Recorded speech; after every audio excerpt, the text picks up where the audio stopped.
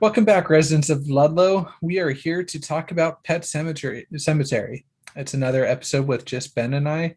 And Ben has just finished reading the book. It's been a few years for me, but we're excited to talk about the book today. Yeah. What a crazy ride. I think last time we were talking about the last Stephen King book that we talked about were the first two books of The Dark Tower. And I mentioned that once you start reading Stephen King, it's really hard to read anybody else. And so right after I finished those two books, I went on and read Pet Sematary. So what a book. Yeah, which is kind of a weird time to read it. I think I actually read it in the midst of the Dark Tower series too. But it's one of the Stephen King books that doesn't really connect as much to the Dark Tower series. So there might I think for sure before you get too much further into the Dark Tower series, uh you need to read Salem's Lot for sure. Okay. Yeah. Okay. So I think I Salem's said Lot. that on that when we talked the last episode too. But that's required reading. I feel like uh for the Dark Tower. It's maybe a bit like Warbreaker is to the Cosmere. I think I might have made that comparison too. But Okay. That's fair. And I think that a lot of people will say, "Hey, you guys are a fantasy podcast. Why are you talking about Pet Cemetery?" Which is a very valid thing to say, but there's still some fantastical elements in this book, right? So let's you have a zombie cat. How's that not yeah, fantasy? yeah, zombie cat, yeah, Sorry for zombie, spoilers. I think yeah, that's on the cover though, so I don't think that's too much of a spoiler. yeah. So, but definitely, it's not like a book that takes place in like the super unique setting or is introducing you to different alien races or cultures or anything like that. You know what I mean? So there's definitely elements that are common throughout most of fantasy that are not present here. But I don't know. It Well, qualifies. again, not present in high fantasy or classic fantasy, but I feel like it just depends on how you classify fantasy. But you're right. You probably wouldn't see this in like the fantasy section of Barnes and Noble. Maybe. I'm No, not you would sure see it in actually. fiction. You would see it in Yeah. horror. You would find it in horror. Yeah. So let's maybe start off with a little non-spoiler section, and then you can say like why might you want to read it or why might you want to avoid it, and then we can get into spoilers after that. Sure. So I guess the biggest reason why you wouldn't want to read it, and also the biggest content warning, like if death and specifically like death of very young people is going to be hard for you to read about, which um, is true for a lot of people, then definitely like steer very clear of this book. Um, and yeah, so that's I guess the biggest reason why you wouldn't want to read it. Also, um, there's kind of like a lot of just graphic moments in the book that Stephen King definitely doesn't flinch from, um, and a lot of kind of just the hard parts of life that he kind of talks about. So um, yeah, that would be why you might not want to read this book. Yeah.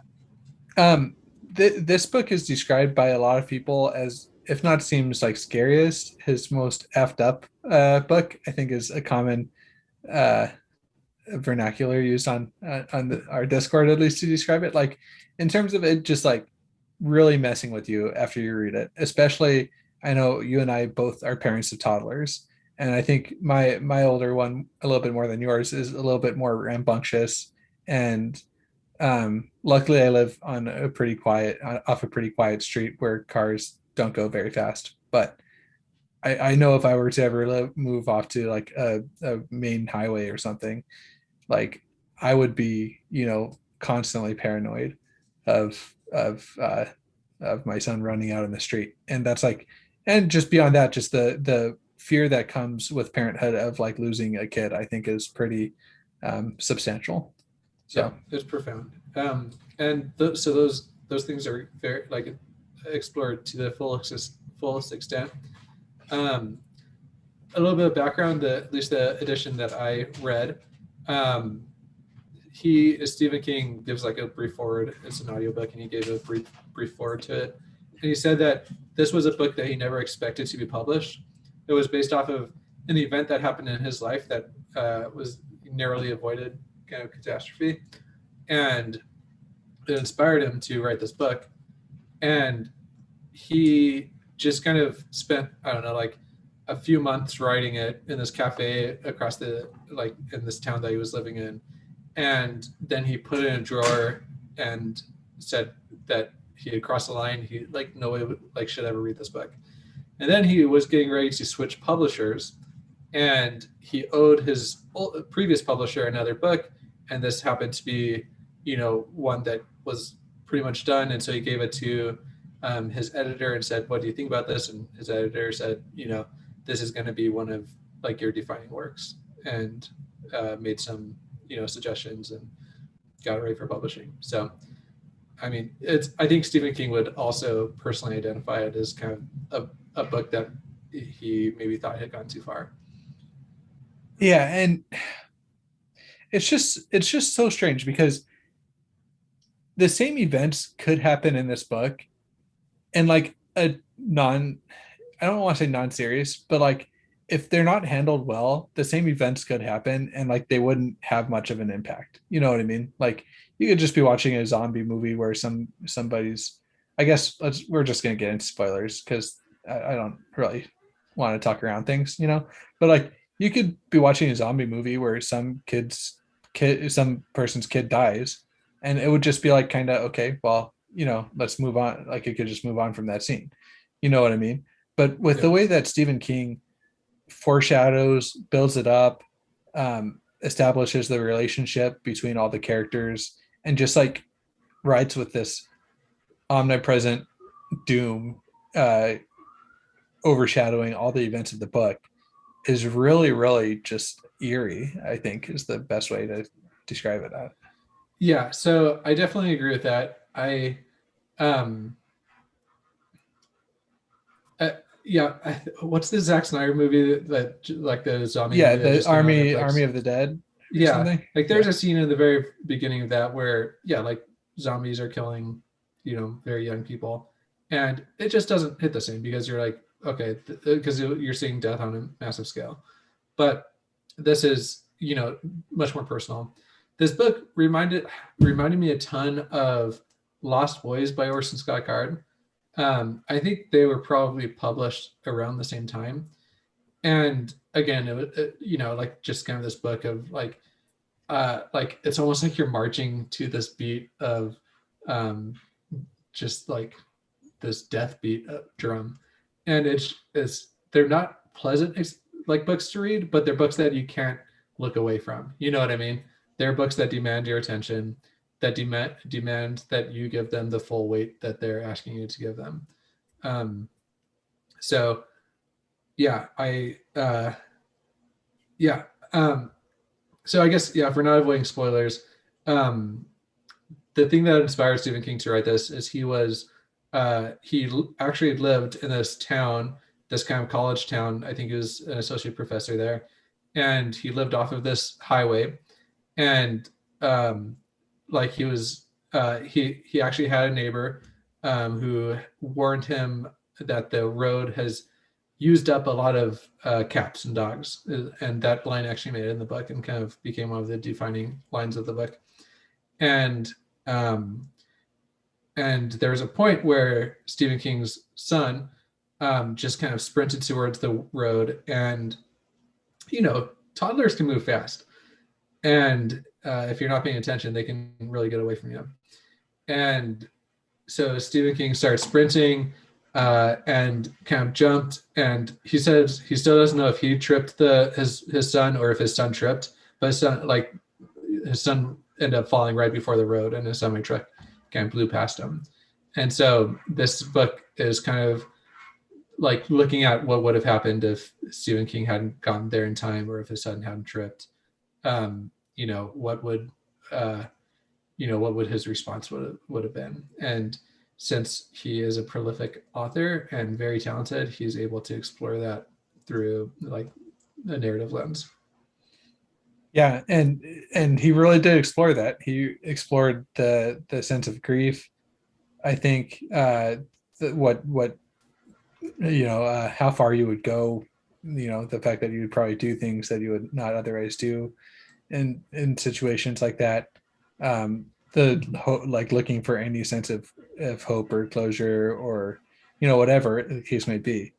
And I don't know, it was a really powerful and depressing book. And even though, like, we are kind of talking before and I can't remember the exact details of the plot, just the tone and theme and ideas explored in the book like have stuck with me really, really, profoundly until now.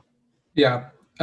So a couple of things that maybe kind of deeper reading since the book. I enjoyed contrasting Rachel and what's the main protagonist's name? Why can't uh, Lewis.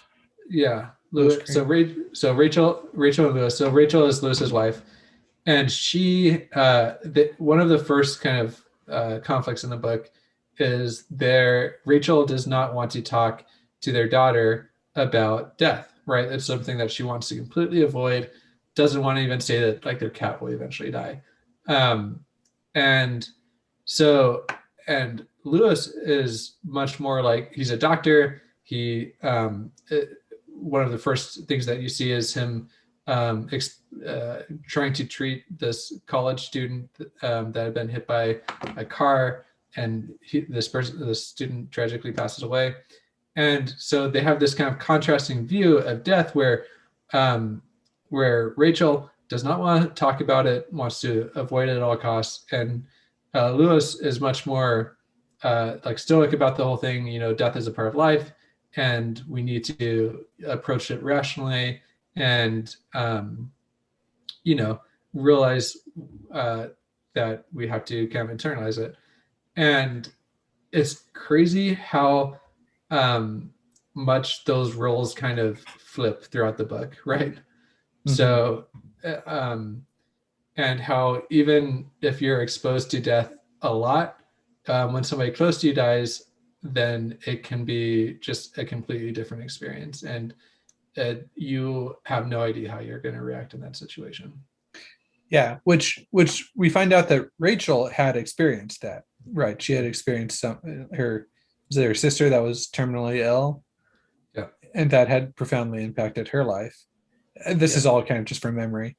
And so I could see that being, trauma for her in her life that she maybe wasn't dealing with in the healthiest way of ways, but like she at least knew that she was finding a way to deal with it, even right. again if it She wasn't the healthiest. Yeah. compartmentalized it and had moved on, and maybe not moved on, but yeah, for like this little girl to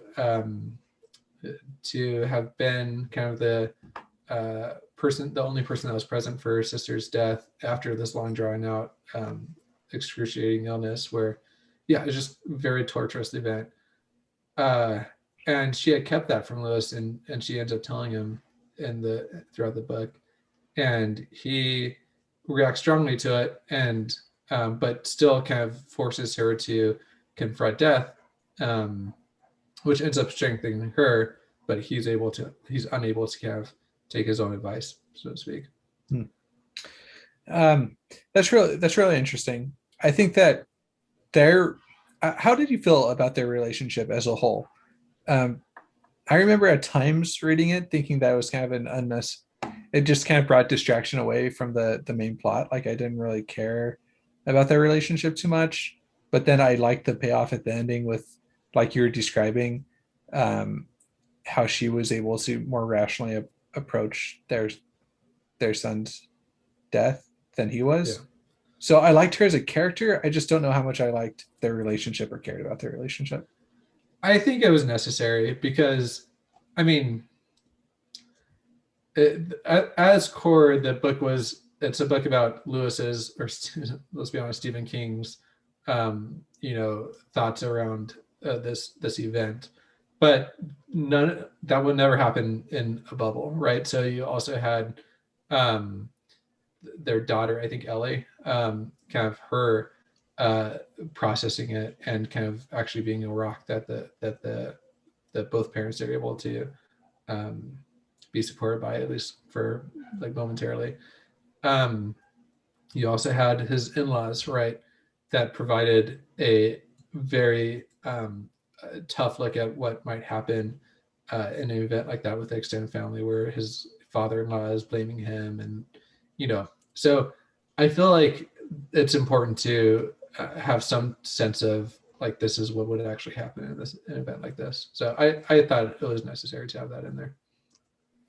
Yeah. Okay. Fair enough.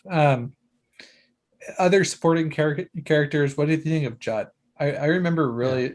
I remember always kind of like thinking that Judd might be bad or he might be like evil, and Mm. like I felt like his character was done really well, and the fact that like it was just he was kind of a truth speaker, and Mm. what he said, you know, throughout the book, it might not be good, it might not be bad, but it was the truth, and he didn't shy away from it.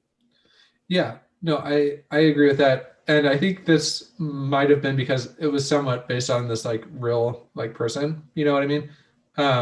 And so that might be why it seemed like such a compelling character. To your point, I think I was reading this quick synopsis of the movie that came out in 2019, and I think I don't know if they made Judd's character bad, but I'm pretty sure that they made him have they like had allowed him to resurrect his wife using the pet cemetery. I think that was kind of one of the ways that the movie deviated from the book, which I don't know. Obviously, the screenwriters for that movie kind of picked up a little bit of what you're like sensing here of like, oh, maybe Yeah, he's not good. I guess, but I feel like that kind of ruins his character a little bit because in my mind he had found a way to deal with living in in like the pet cemetery shadow, and kind of had come to the conclusion that he would never, you know, like he was watching his wife slowly die, but knowing that he would that some things like what's the quote, some Yeah, things but are he better off wasn't dead. strong enough. He knew that like he could be the end of the pet cemetery's like hold on people, right? Because it was like every generation had passed it down, knowing that they shouldn't, but ultimately doing it, right? So, like he had like all these kind of like dialogues with Lewis that were uh like I'm sorry for telling you about this. I know it shouldn't, but you're gonna realize like it might take decades, but at some point you're gonna tell somebody about this because it's just gonna like you know burn in you until you do. And he's like, I looked for a reason, and the silliest reason was like a cat dying. You know what I mean? And you can dress up as a noble cause, but ultimately it was like the pet cemetery had that hold on him, and wouldn't let him go. So, That's interesting. Okay. and I do like the fact that like you kind of at the end of the book at least have this like inevitable sense of foreboding of like this just presence that's stronger than all of our main characters, and that just kind of uh, ends up mowing them over. You know what I mean? Um, and I think that that's a really strong way to characterize death in the real world. You know what I mean? Like it's going to happen. It's this like omnipresent thing that we all have to deal with in our own way. Um, and so yeah, I think that that was kind of a really strong aspect of the book. Yep. That dang. It's So also this book. I don't know, like this is where the quote comes from. At least it's one place that this quote happens, and I assume that it's attributed to this book. But it's "Life sucks, then you die." That is a quote from this book, and is so it? you hear that sometimes around. Um, so there you go. Life sucks, then you die. That kind of summarizes you know this book in pretty succinctly. And then you So live again, apparently. and then if you go to the pet cemetery, okay, so you've now had a little bit of experience with like a Stephen King ending. What did you think of the ending? Mm. Was it satisfying? Was it I don't know. It What seemed did you think? very thrown together. So, like in his forward, he mentioned that his editor improved the ending, and I'm just not sure what the ending like. To me, the ending was the weakest part, right? So, like, how bad was the ending before this, right? So, um, yeah, I don't know. Definitely, you just kind of get the sense that he wrote himself into this corner and then didn't really have a satisfying way to end it. So he just had, this force wipe out our cast of characters. So okay, walk me through a little bit of the last Okay, event so is so okay. Go ahead. Yeah.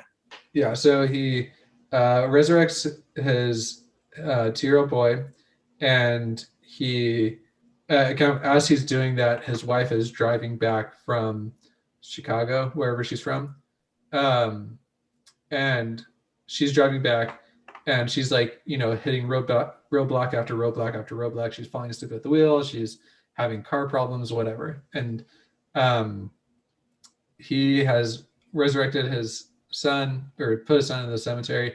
He goes to sleep expecting it to take 24 hours, the same way it did for his cat.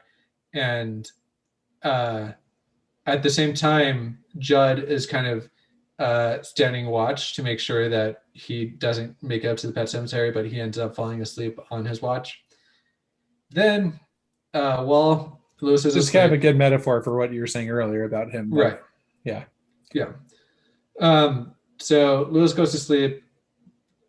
Little resurrected boy comes, who's like possessed. I don't know, zombie boy comes down, um, kills Judd, um, while telling Judd that his wife was like unfaithful all those years. Yeah, because it And was then, foreshadowed knowing that he like with the story of the other kid that right, was he yeah. was like gonna try and get Judd back for like taking out his other, I don't know, Okay. zombie person.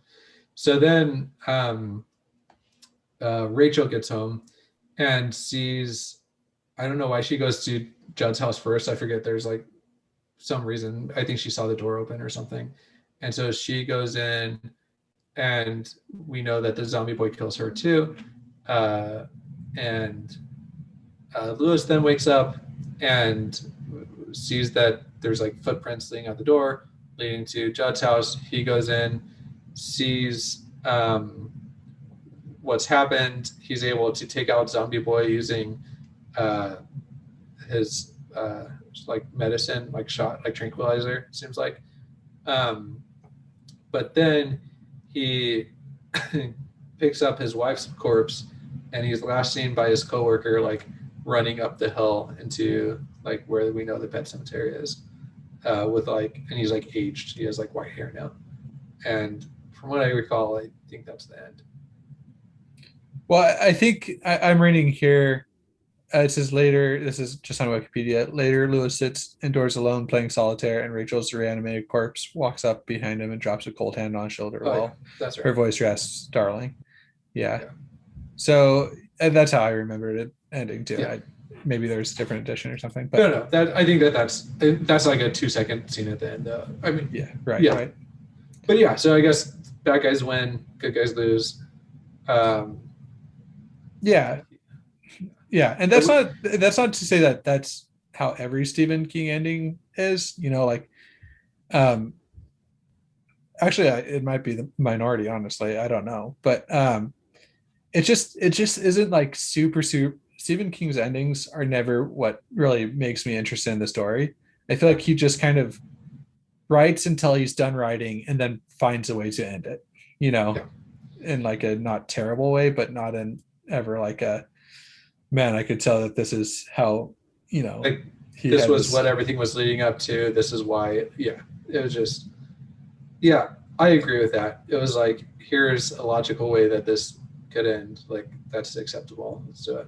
yeah, it was a little bit cathartic. Like you at the end, everything comes back to like if you try and mess with death, then it's not going to be good. You know what I mean? Like Yeah, there's no real redemption for any of the characters though.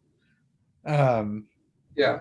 but it At can least Ellie makes it. I think that's her name. Stephen King, or Lewis's daughter survives, so that's good. because she was back in Chicago, right? Yeah, back with her grandparents. Yeah. All right. So do you have any worst at the best? I don't think it's been too long since I've read it. So I think the cat. Um, I was fully expecting, for whatever reason, the cat to be like a good guy, but I know that now that that was never going to happen. But I was like, oh, maybe the cat's trying to like warn him or something, or I don't know, because like Judd seems to have like a reasonable relationship with his dog, like, um, but seems a little strange. Yeah, I don't know. I'm such like maybe it's because we were like doing the poll, like the animal companion poll, while this was going on, while I was reading the book, and so You just I wanted was a just good like, animal I just companion. want, yeah, just want to like, yeah, let's get this zombie cat to like be, like maybe, warn our characters when something bad's gonna happen or something. Didn't But do that. nope. It was a good foreshadow. I mean, it should have.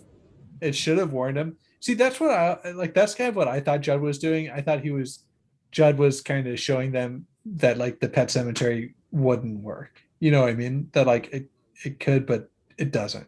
That's kind of what I thought he was bringing. That he brought them to show them the cat because how I read it, this is what I remember thinking that he knew that the pet cemetery would pull Lewis towards it, and so he wanted to go get there and show him.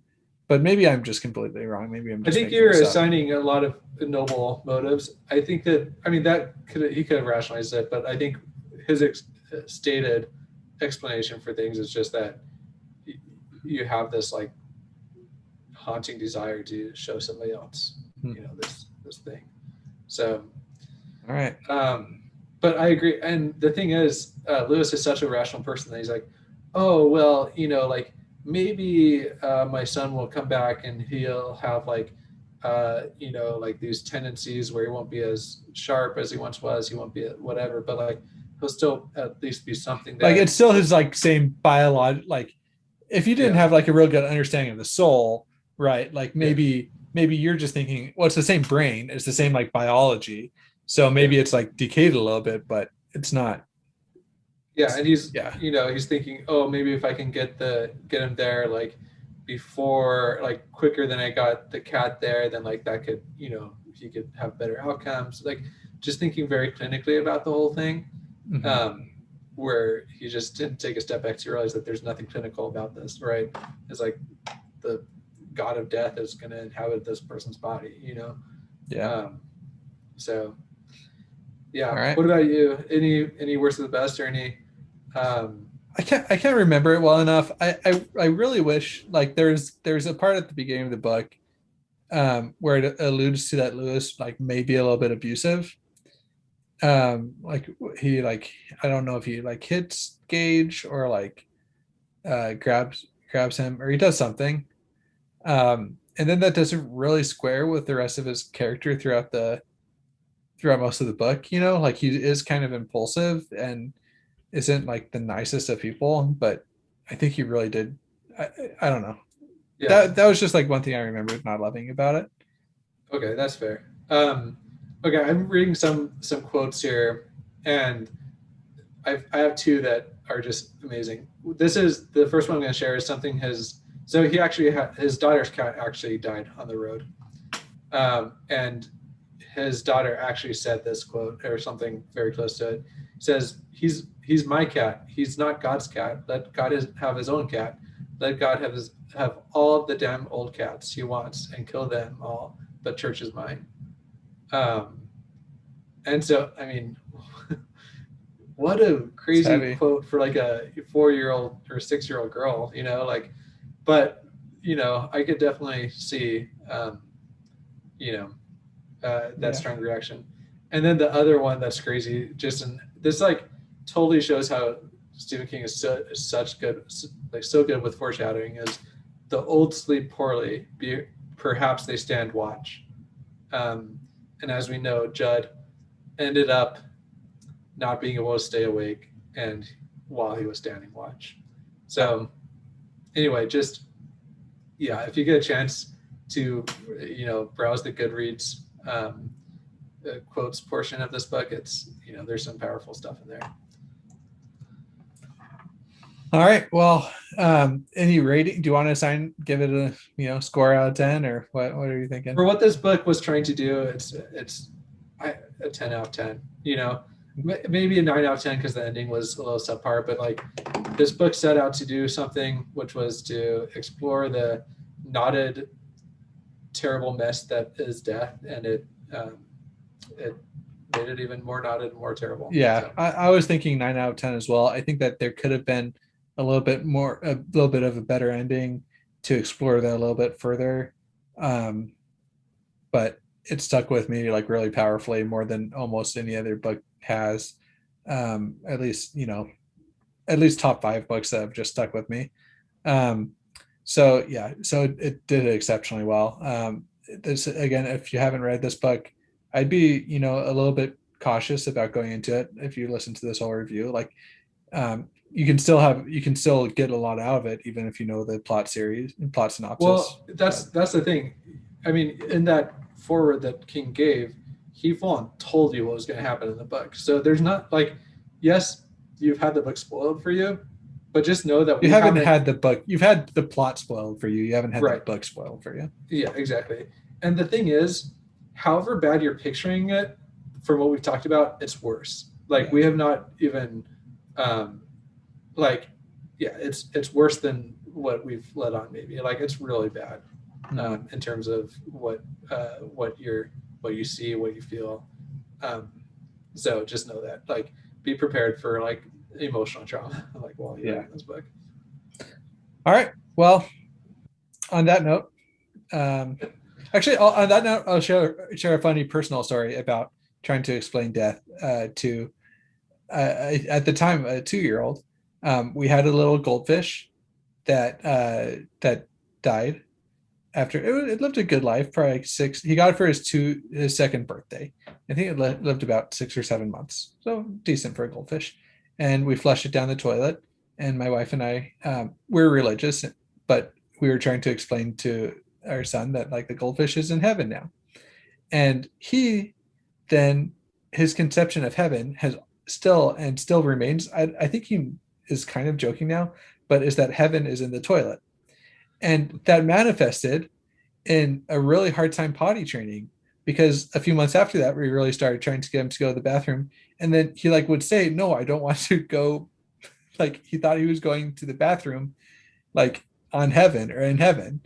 And it's and then It even just brings new meaning to your toilet as your throne, right? Like, yeah. Well, then even the other day he was like, oh yeah, like Jesus lives in the toilet. Like he said that. I think he was joking when he said that, which I was like, oh Liam, we don't joke about that kind of stuff. But he might have been serious.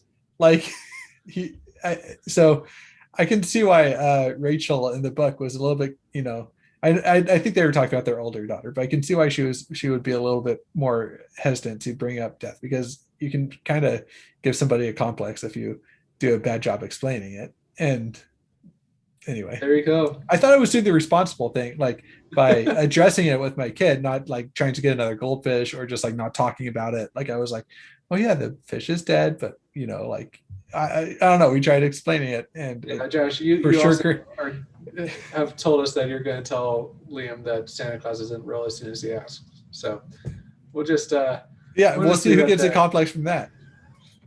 All right. We Well, will. hopefully we left out a little bit lighter note, but thanks guys for tuning in. Check out Fantology. Check out our YouTube channel. We're making a push to get to 1,000 subscribers. So if you're not subbed there, it would help us a lot if you would go subscribe. We're at like 850 something, and our goal is to get to 1,000 before the end of the year. So 150 more. Come on, guys. Let's do this. We're on track. We're running a poll right now about best animals, of which church is not. I don't think anybody has put church on that list, No, for good reason. And so check that out on Twitter, and you can check out our website, fantologybooks.com. Anything else, Ben? Nope. Just thanks for tuning in. All right. Thanks a lot. Bye. Thank you for tuning in to another episode of Fantology. If you'd like to let us know your opinions on all things sci-fi and fantasy, join our Discord. Invites are in the episode descriptions below. If you'd like to support the show, like these fine folks here, you can do that at patreon.com/fantology_books. Patrons get early access to new episodes, exclusive postings, and exclusive Discord benefits. But of course, just listening and watching and sharing with your friends and family is support enough. Journey before destination all.